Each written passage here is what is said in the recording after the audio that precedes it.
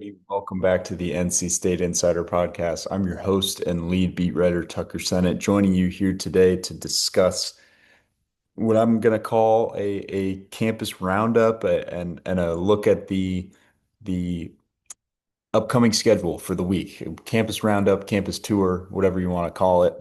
Just a new segment I'm trying out here on the podcast, just because it is crossover season. We got a lot of sports going on at the same time.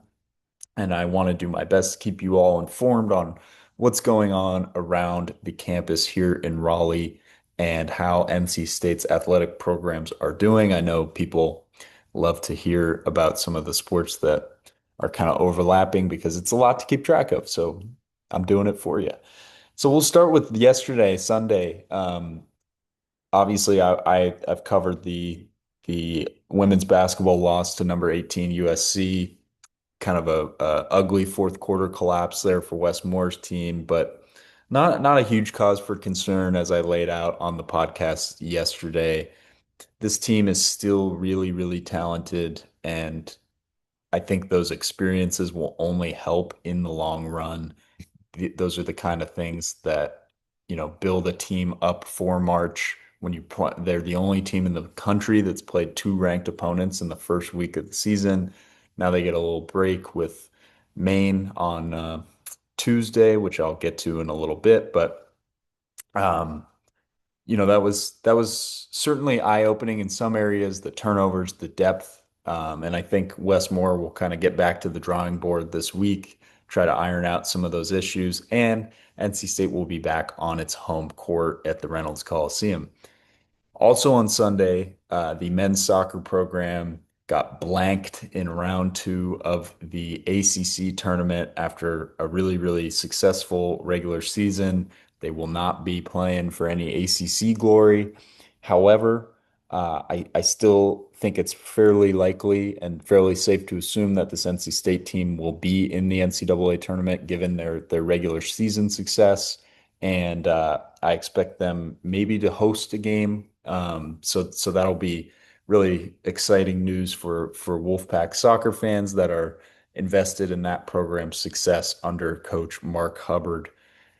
But let's look ahead. We got a busy week this week for NC State athletics. I will be at two of these three events. I can't make the trip down to Miami for football, but we'll be at the basketball games of the week, and obviously we'll be covering football for you all um, throughout or on Saturday. Sorry.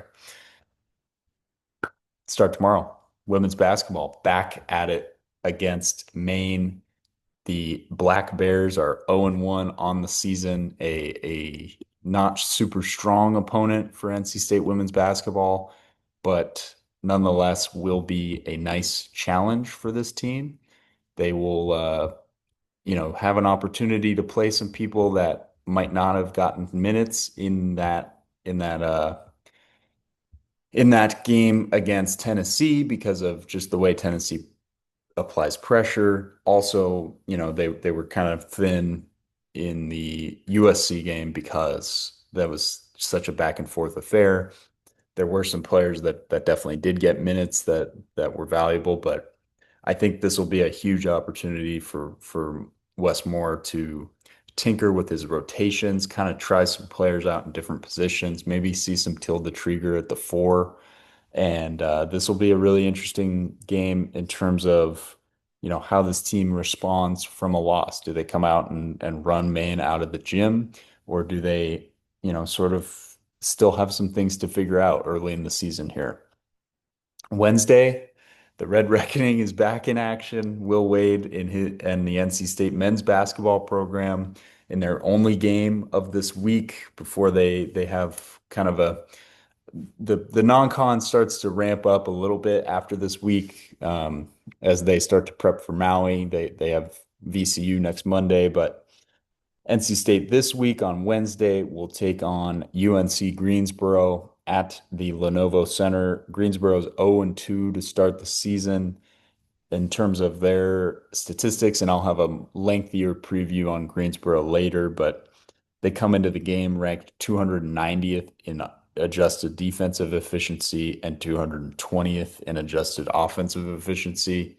They gave up over 90 points to Kansas State and then lost to Elon in their second game of the season. So should be another nice tune-up for this NC State team. I'm sure Wade will have his guys on high alert and after some of the turnover issues that NC State dealt with in that game against UAB. I think that'll be a major point of emphasis. And again, we'll have a lengthy preview of that game for you coming in the next few days. And of course, recaps, features, etc.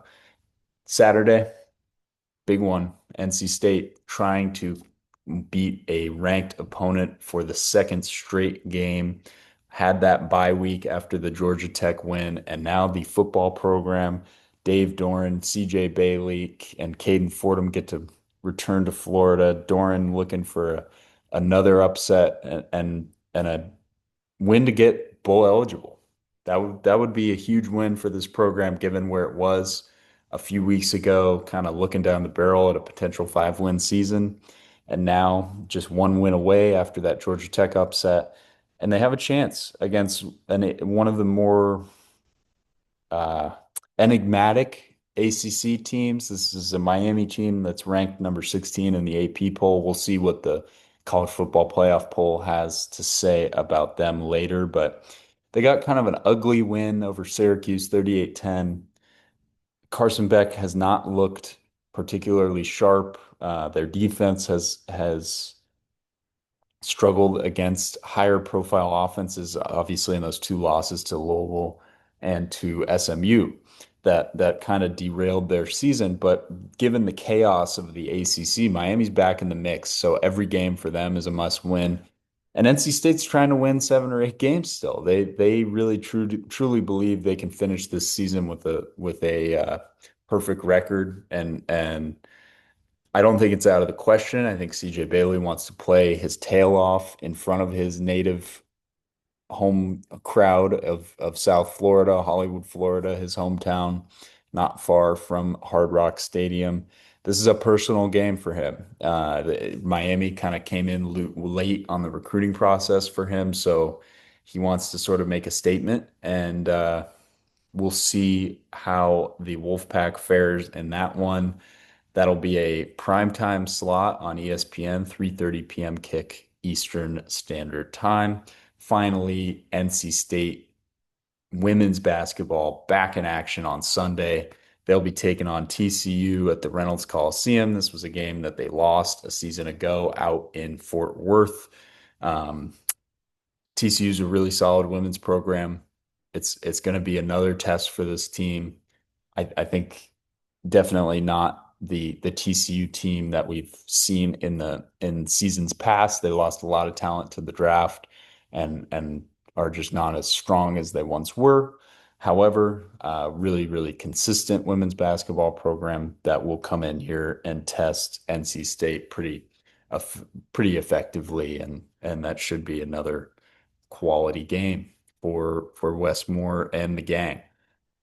That's kind of your roundup for the major sports. Obviously, there's a lot of other stuff going on around campus, a lot of tennis action, some volleyball. Volleyball is 11 and 13 on the season as the volleyball season starts to wind up a little bit, heading towards those tournament dates. So we'll see how the rest of the season fares for them.